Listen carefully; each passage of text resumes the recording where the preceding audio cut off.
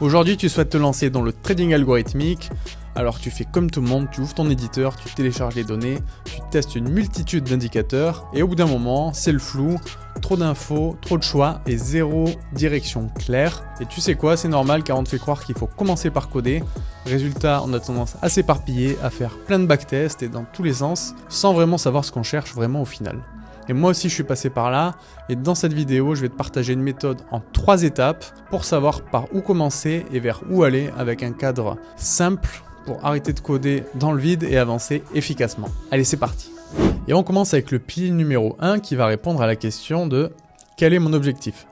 Si on commence à coder sans objectif, c'est comme si vous commenciez une recette de cuisine sans recette, bon, forcément ça devrait pas être très bon. Et donc quel est l'objectif? On va l'obtenir par la finance. Quand je dis finance, j'entends la théorie, et nous ce qui va nous intéresser c'est les différents types de stratégies. Donc je vous invite vraiment à vous intéresser à la finance au sens large, même si on est dans les cryptos, parce que ça va nous donner vraiment un ensemble de stratégies qui sont connues, des plus anciennes aux plus modernes, pour nous donner des pistes et savoir ce qu'on va chercher. Donc ça peut être par exemple du suivi de tendance, du retour à la moyenne pour profiter d'exagération dans le prix, que ça soit à la hausse comme à la baisse, de la co-intégration entre deux paires, entre une paire, donc une crypto et une autre crypto, ou par exemple le gold et le silver. On peut voir qu'il y a souvent il peut y avoir des relations entre elles et ça peut être exploité. Le volatility targeting par exemple, qui est le fait d'avoir un portefeuille qui ajuste les expositions des assets en fonction de la volatilité de chacun. Et plein d'autres stratégies qu'on va pas pouvoir mettre dans ce tableau. Mais vraiment, il y en a énormément et je vous invite, avec ChatGPT, des livres, je vous mettrai des ressources en description, à commencer par vous intéresser à la finance, choisir une stratégie qui est accessible, qui vous parle, des plus simples aux plus complexes. Parce que si vous commencez à coder sans ça, en fait, vous savez pas quoi coder, quoi regarder, quoi utiliser comme information. Ici, on va supposer qu'on va faire un suivi de tendance, qui est une stratégie que tout le monde connaît et utilise peut-être même en trading discrétionnaire. Et le pilier 2, ça va être la question, ok, maintenant je veux suivre la tendance, mais quels outils je vais utiliser? Quelles statistiques finalement on va utiliser? Et les statistiques, n'ayez pas peur, c'est pas des maths très complexes, et ça va être surtout nos yeux sur les marchés qui vont voir l'angle d'une moyenne mobile par exemple que nous on verrait en regardant le graphique. Ça peut être le signe des funding rates, est-ce qu'il est positif ou négatif? Les funding rates, pour ceux qui savent pas ce que c'est, ça va être en gros le taux, les frais que vont payer ou les acheteurs ou les vendeurs sur les contrats futurs perpétuels. S'il y a beaucoup de monde qui est long, on va avoir des funding rates qui vont être positifs. Donc ceux qui sont long, en gros, vont payer ceux qui sont short. Et vice versa, une fois qu'il y a trop de monde qui est short, trop de monde qui est vendeur, on va avoir des funding rates négatifs. Donc ça va vraiment nous donner une indication sur le sentiment de marché qui peuvent être exploités de 1000 façons différentes. Ensuite, on peut retrouver les corrélations. Ça peut être une corrélation entre le prix et le volume. Est-ce que quand le prix évolue à la hausse, le volume également? Est-ce que finalement, quand le prix baisse, le volume aussi?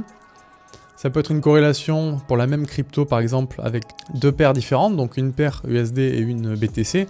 Donc est-ce que finalement, quand l'Ether monte face au dollar, il monte aussi face au Bitcoin? Et pour finir, la déviation standard que vous connaissez tous, qui est intégrée dans les bandes de Bollinger, qui est l'écart à la moyenne, et qui nous donne des informations sur la volatilité. Donc avec ces statistiques, on peut avoir déjà une vue du marché. Vous le voyez, c'est pas des indicateurs techniques. Là, on va avoir des choses plus concrètes qui vont nous donner des informations beaucoup plus variées. Et maintenant qu'on a ça, en fait, comment je l'automatise? On sait ce qu'on cherche, on sait avec quoi on veut l'observer, et comment on va l'automatiser, ça tu t'en doutes, c'est le code. Et finalement, on voit que ça arrive bien à la fin, et qu'on ne fait pas l'inverse, à commencer par le code et après rajouter des indicateurs dessus. Et dans le code, on va avoir plusieurs façons de faire. La première, ça va être la plus simple que je vous conseille, qui va être d'avoir des règles prédéfinies. Par exemple, si l'angle de la moyenne mobile est positif et que les funding rates sont positifs, prendre une position à l'achat par exemple. Et dès que les funding rates repassent négatifs, de simplement réduire son allocation ou de fermer la position. Avec, vous pouvez rajouter toutes les conditions que vous souhaitez. Après, on peut avoir des modèles plutôt statistiques, comme le ARIMA, qui va être basé sur l'autocorrélation, donc comment le prix est corrélé à lui-même pour savoir s'il y a une tendance ou des patterns dans le prix. Et pour finir, des modèles d'IA que je vous conseille pas forcément pour commencer.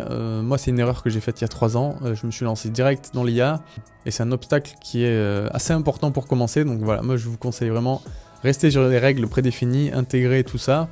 Et même si vous allez sur de l'IA, en fait, si vous n'avez pas choisi de stratégie, que vous n'avez pas les bonnes données d'entrée, l'IA ça fera pas de magie et ça va être un carnage. Donc voilà, focus sur les règles prédéfinies, allez-y petit à petit. Et surtout, voilà, concentrez-vous sur cette façon de faire. Donc vraiment, quelle stratégie je vais utiliser pour faire quoi? Ok, comment je vais pouvoir exploiter cette stratégie avec quelles données d'entrée, quelles statistiques? Et ensuite, comment je vais automatiser tout ça? Et tout ça, ça vous donnera des algos qui fonctionnent et qui vont pas être basés sur rien. Souvent, c'est malheureusement ce qu'on peut voir sur Internet. Vous saurez ce que vous cherchez et surtout, vous saurez quand ça ne marchera pas. Et pour monitorer ou régler vos algos, avec tout ça, ça sera beaucoup plus simple. N'hésitez pas à mettre en commentaire si vous avez des blocages ou des questions supplémentaires. Je me ferai un plaisir d'y répondre. Et en attendant, je vous souhaite un bon trading à tous.